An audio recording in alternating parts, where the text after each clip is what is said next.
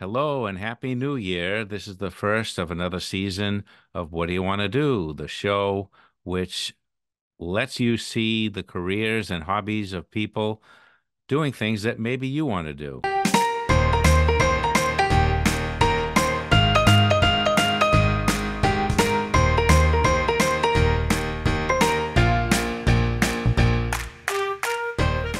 Welcome to What Do You Want to Do? The show that will hopefully help you figure out what you want to do in life or reconnect you to what you love doing.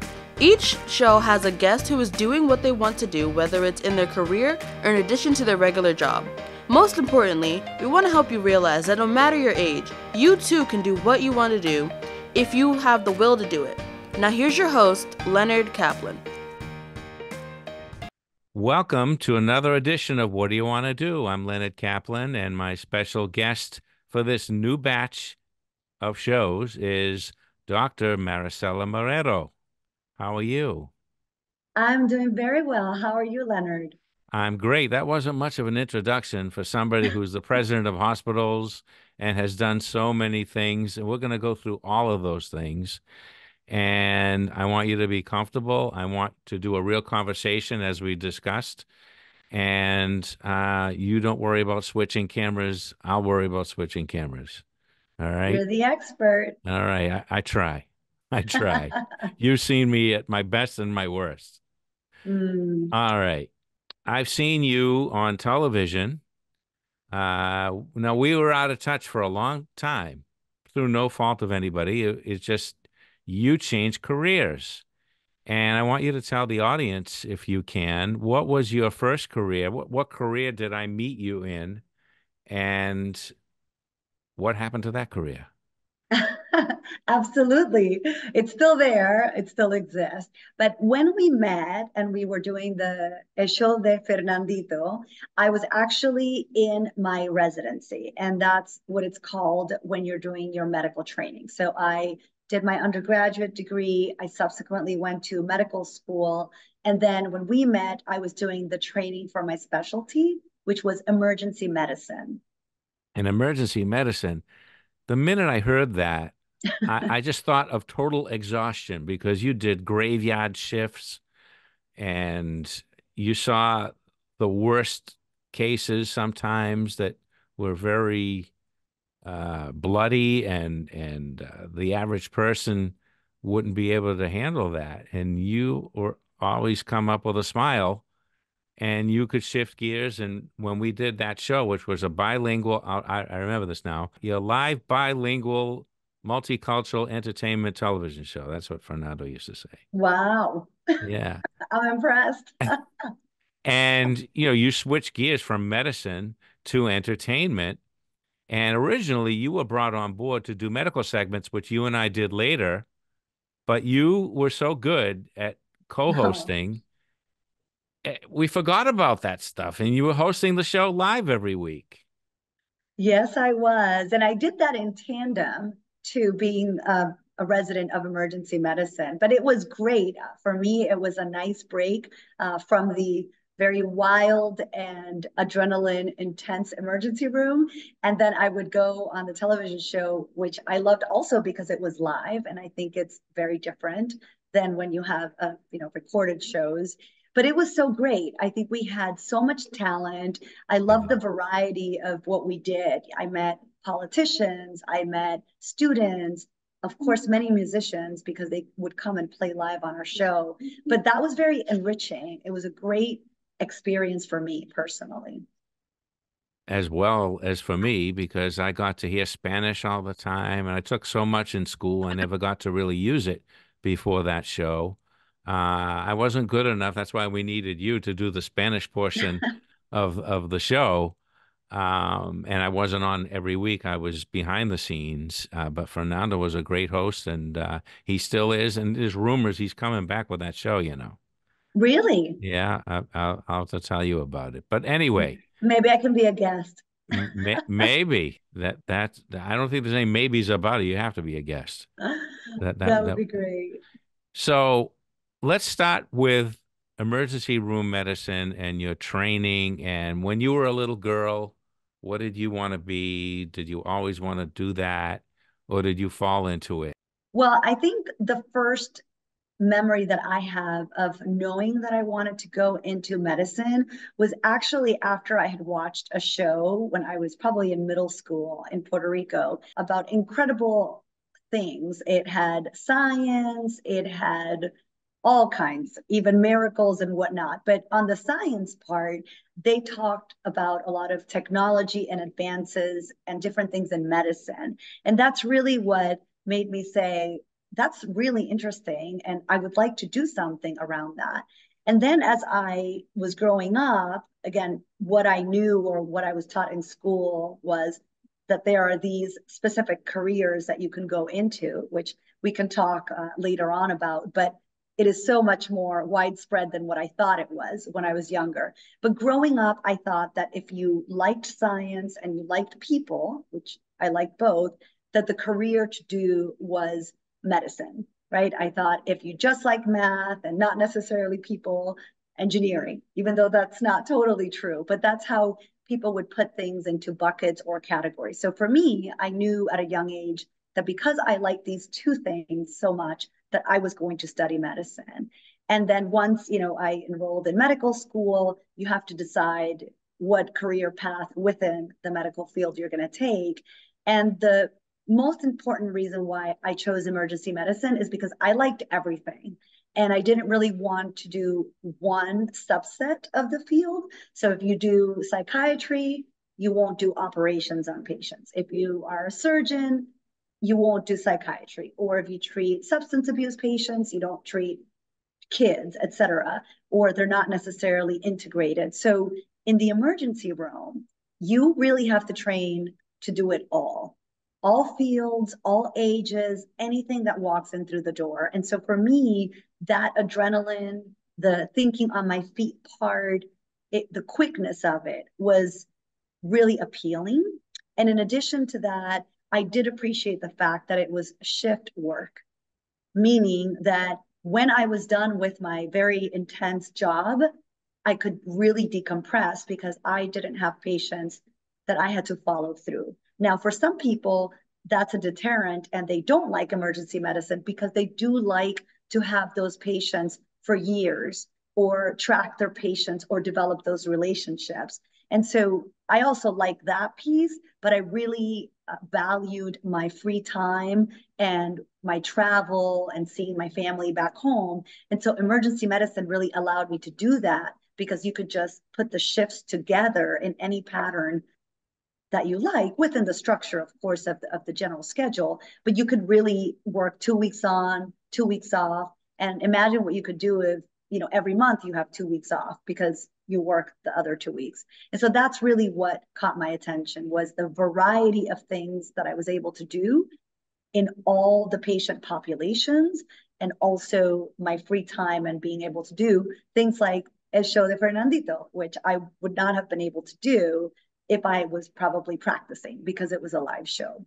Confidence plays a big part, I think, in your decision making. And I talk about confidence a lot on this show because I think a lot of people discover when they're young what they want to do and they get deterred because they think, oh, I don't think I can do that part of the training or this part of the training. I have a lot of students right now in the past 2 years who go to Essex. It used to be called Essex Aggie, but they train to be medical assistants. How does somebody know whether they should train to be a doctor or a nurse or a medical assistant or an ambulance worker? Well, those are not mutually exclusive either, right? There's a lot of people who actually do a lot of those fields that you just mentioned. They start as ambulance, technicians, then they might be medical assistants, then they go into medical school or nursing, or they become a physician assistant. So I think the first and most important aspect of it all is you have to do what you love. If you love something a lot, you're going to do what it takes and you will succeed. But you have to want to do it enough.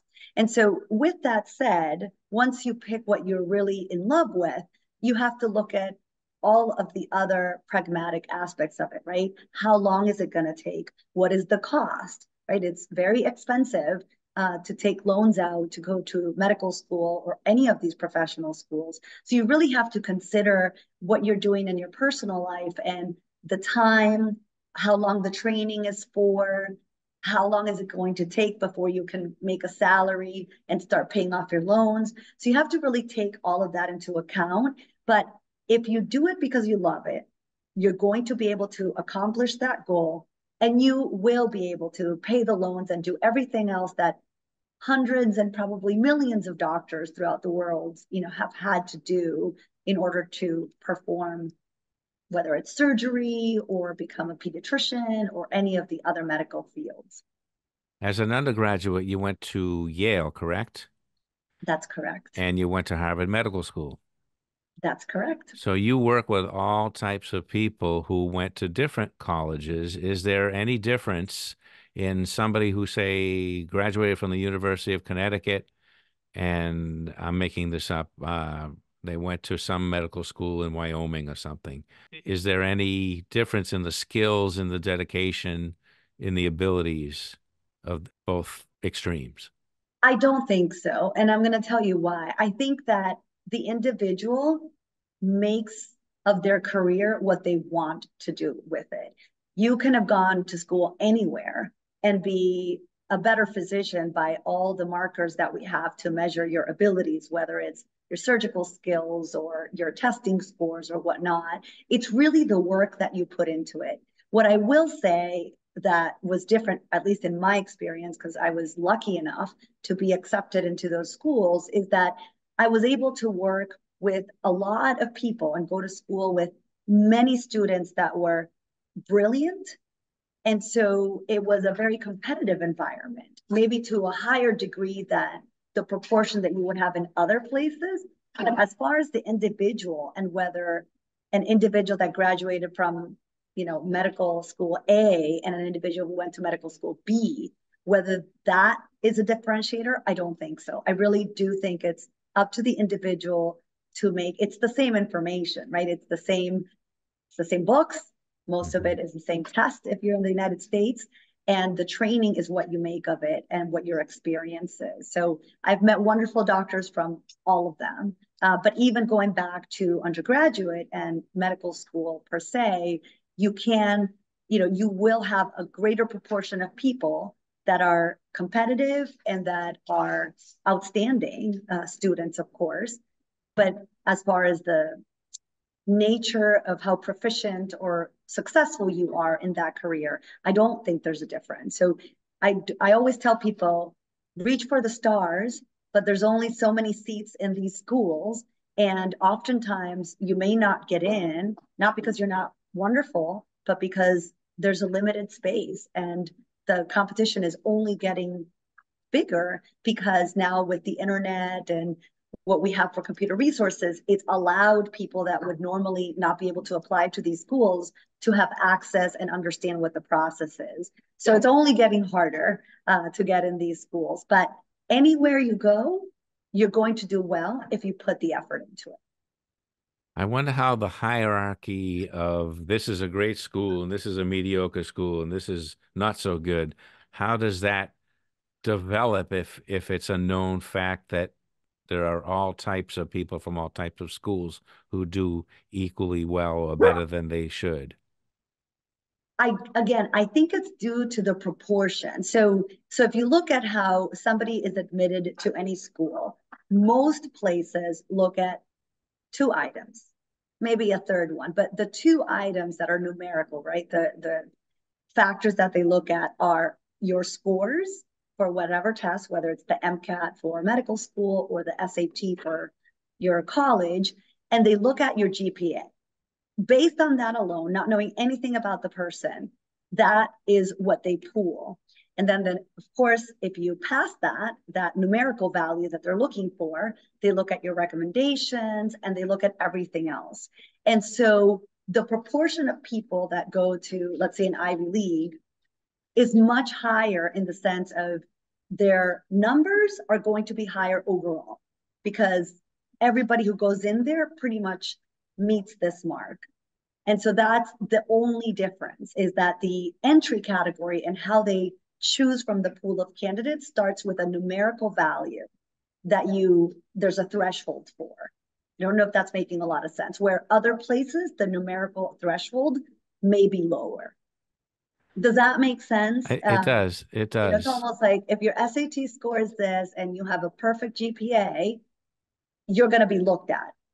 Hmm. If you don't have that, the Ivy Leagues will not even open your application. Right. So it starts because there has to be a way of clearing the process, because you can't possibly read the number of applications that they get. It is impossible by any means. Even with AI, it still would be astronomical in the time period that they have to do this in. So you have to somehow put it into compartments, and that is the one differentiator. Other places might, give more of a weight factor to the GPA, but maybe not as much as the SAT.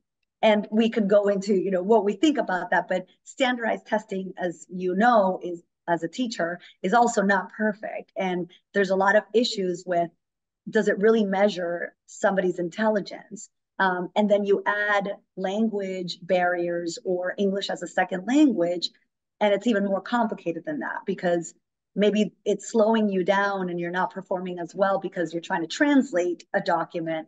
Whereas if English is your first language, the test might not be as difficult. So there's a lot of intricacies to that, but the reality is that the way that it works today, and it has worked forever, is a numerical value. And if you meet this threshold, then they go to step 2.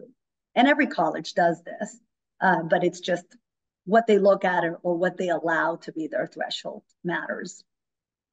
Have there been in your active doctoring stage, times when you face great adversity at all? Many. Yeah. Where do I start? Well, in the emergency room, I can tell you that you have to really first of all, you have to be humble, which I was going to comment on before when we said about being confident. Being confident is very important, right? You don't want a fearful surgeon to do your surgery, right? Right. That's why they don't tend to be, people that are not confident. Of course, you want a confident physician, but you also have to be humble, because you are a human, you make mistakes, and as smart as you may be, you're not going to know everything. So it's really interesting because you want to be confident and portray that, but you have to know when you don't know. You have to check yourself and say, I don't understand this. I don't know what's going on with this patient. This is getting complicated. I have to ask my colleagues for help. And that to me was really critical. It was one of the most important lessons that I learned when I was in medical school. So they would put us into these very small groups.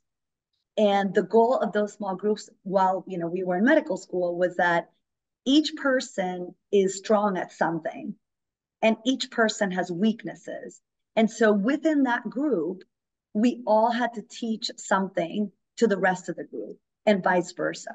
And it really created a collaborative nature, which was critical for me when I was practicing medicine, because I had no problem saying, this patient's getting very sick and I'm doing everything that I think is right for the patient, yet they're decompensating and something's not right.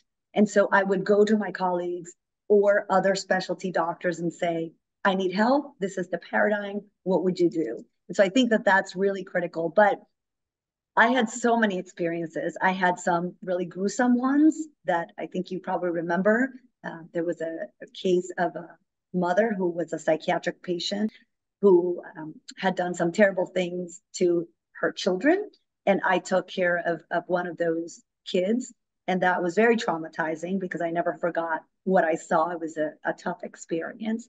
But then there's a lot of really great things when you can make people happy or fix them. And it's not all gory, right? Everybody thinks of the show ER and Yeah. it's always some drama or, Hmm. some chaos or like a soap opera type, but it's not always like that.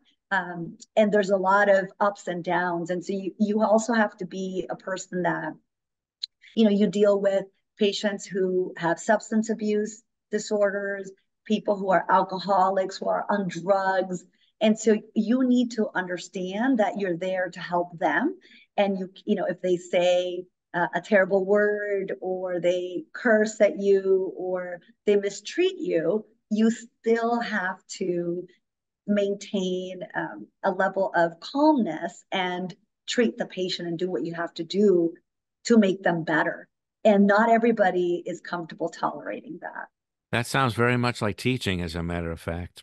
And I'm not trying to be funny either. No, no, I can absolutely understand why. I mean, I think it's a good comparison. Very much so. You don't get to choose and you don't get to say, you Right. can do that in the medical subspecialties. If you're a surgeon and you're not doing an emergency surgery, you can say, I'm not going to take that patient. If you're a primary care doctor and there's a problematic person, you could say, I can no longer take care of you, but not in the emergency room. You have to take it all.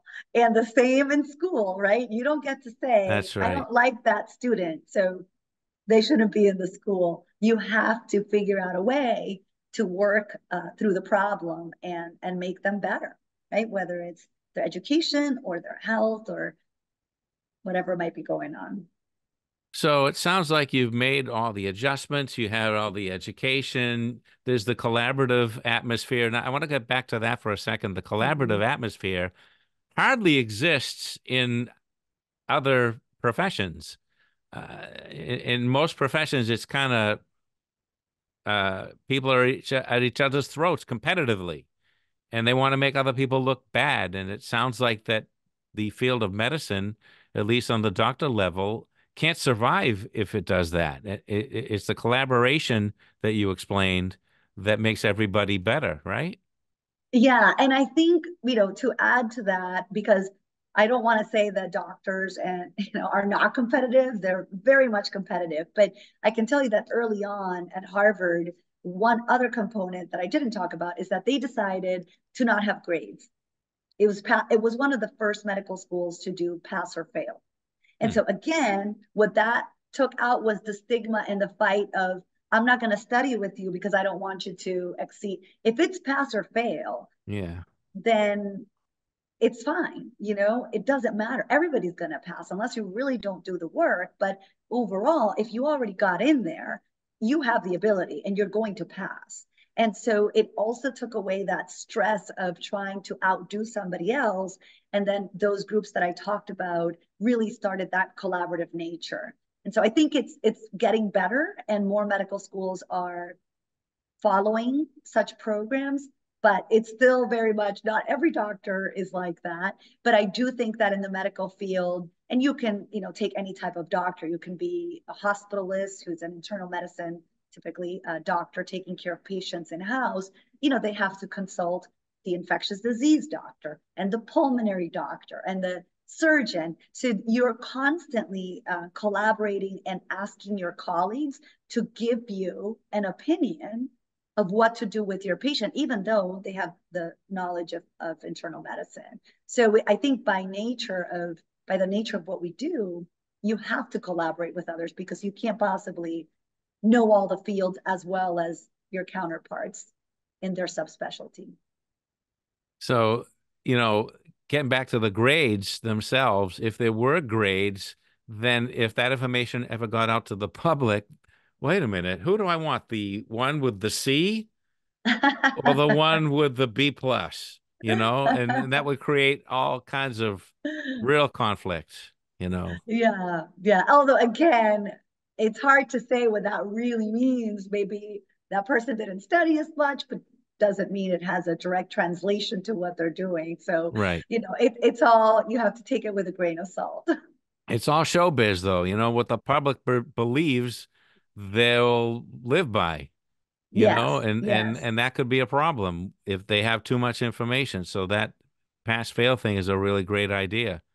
And Yeah, it was wonderful. I mean, it took a lot of the stress away because it really fostered collaboration among the students that you have nothing to lose by helping others. and as doctors, it's very important for you especially not to get sick and not to have stress because the more relaxed you are, the better you're going to be. The more stressed you are, I don't want a stressed out doctor, you know? No, you don't. So we've covered how you got into your medical career and all of the things that you have to overcome and how you work as an ER doctor. The time came when your residency was over and you decided to stick with emergency room medicine. And then somewhere along the line, you became interested in the business side of medicine. How did this happen? Yeah. After I practiced as an attending, which I was, as you remember, in Salem and in Land, I was realizing that there were operational challenges within the job that I was performing as a clinician that were very frustrating. And what I saw was that when you are a patient and you walk into the emergency room, you get triaged. And that's the process where typically a nurse is asking you some information, and there's a greeter, and they ask you why you're there in the hospital, what your complaints are medically, and then they take a set of vital signs and they come out with a score that lets them know how sick you are on a scale of 1 through 5. And then based on that score is what determines when you go inside the emergency room. Once you're inside the emergency room, you get evaluated, and sometimes the patient ends up going home, and sometimes they get admitted and need a bed upstairs. I was noticing that the emergency room, which has its normal fluctuations throughout the day, they all work the same way anywhere in the world. It's always the same times when people tend to show up. No matter how fast I was working or how many patients I would try to see in a certain time period, they would always be waiting an excessive amount of time, and somehow there were never any beds available. Even though the actual capacity or the number of physical beds in the hospital, and they were staffed beds, there's nurses to those beds, were still available, but somehow the patients couldn't move through, and they would just sit there occupying a bed, which made those outside in the waiting room wait longer. And sometimes there would be things that would happen out there, of course.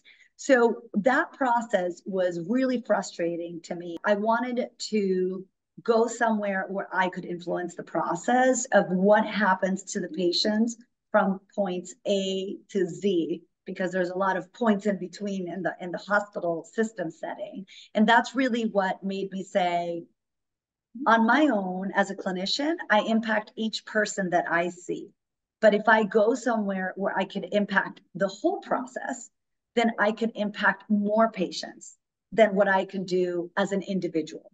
And that's when I decided to look for other opportunities where I could learn what the operations of a health system entailed so that I could then modify that, having worked on the front lines and understanding that there was always a hold, and it was a dangerous hold because every person that's in that waiting room is like a time bomb, right? Anything can happen, and you don't want them to be out there. You always want them to be inside.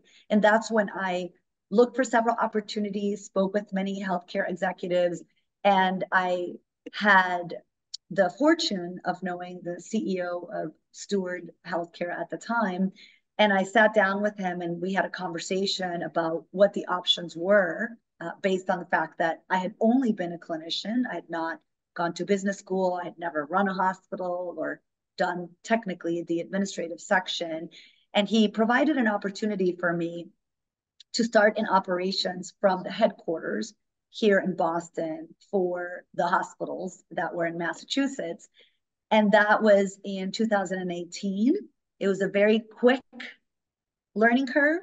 And about 3 months into the job, which I was working on this same system that I talked about, patients coming in through the door and leaving the hospital, it was doing quite well. So they moved me into a hospital specific site, which was Good Samaritan Medical Center. It's a hospital in Brockton, Massachusetts.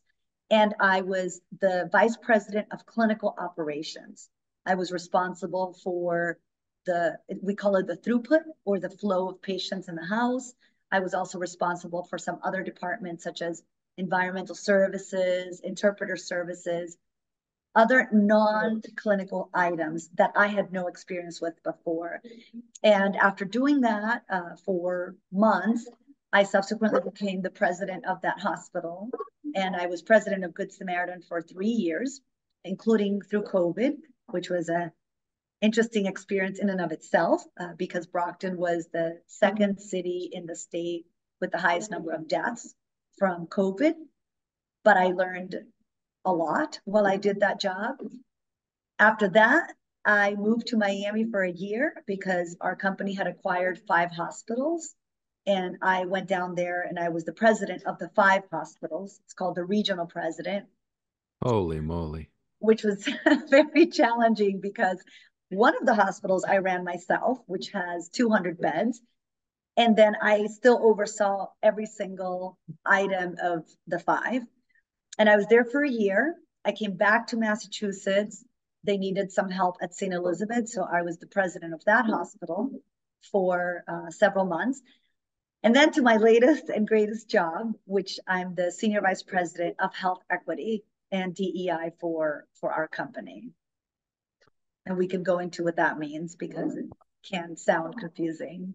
So again, for the people out there who are thinking of following some of what you are doing in their own career, behind the scenes of a hospital, like behind the scenes of a school, or behind the scenes of anything that you don't see because they are behind the scenes, they make sure that what people do see runs correctly, such as waiting rooms being not like hotel rooms, waiting that long, staying over, waiting for 3, 4, 5 or more hours. You make sure that stuff doesn't happen where you go. Is that correct? That's one of the things.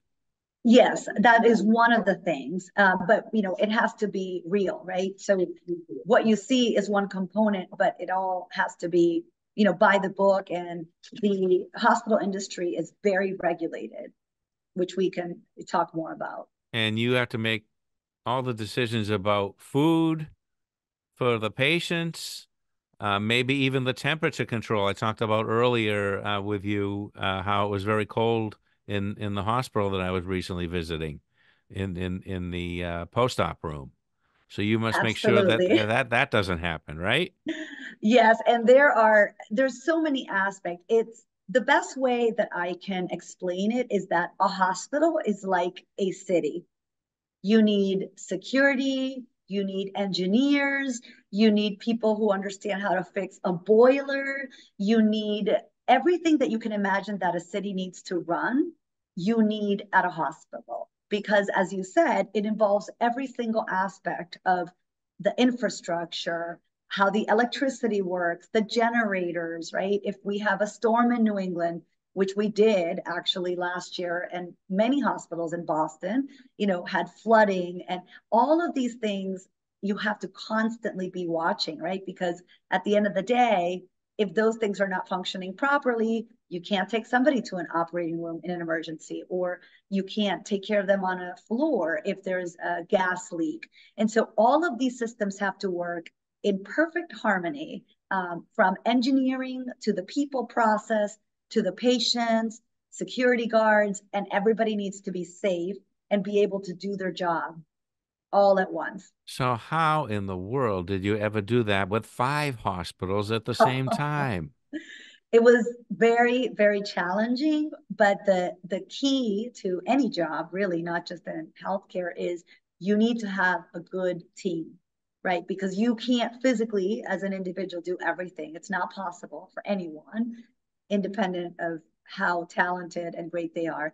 You can't do it all. So you have to have really good leaders that you can rely on so that that department is well taken care of and that you can make sure that things are running correctly. And then those leaders with the hospital president or the regional president, you meet on a regular basis to ensure that all of those departments are marching the way they need to march. And if they're not, or if there's issues, you need to address them in real time. And that's the great key is if you have a good team, you can do it all. Another parallel with other industries, like in the film industry. A producer, like Walt Disney was a producer. He didn't make all those cartoons. He had a team of hundreds of people doing different duties, and he had the ideas and passed them on down and delegated. The key is delegation, just like Yes. what you're an administrator. Hmm. You could be a mayor or a governor or a president, right? You could. I wouldn't go into politics personally, but yes, you could. The skill sets are very similar, right? It's about leadership, it's about understanding people and being empathetic and asking for help when you need help, right? That was one of the first things I told my team when I started is I was certainly not the expert when I began. And I see I'm going to rely on all of you to help me make sure that this runs well. And that's what we did. And I think it was a big part of the success that we had. Thanks for joining me for part one of my series with Marisela Marrero. Next time on part two, you'll hear a really unique story, which I won't tell you a thing about right now, but join us and you won't be disappointed. So until next time, think about it, dream about it, plan it, but decide, what do you want to do?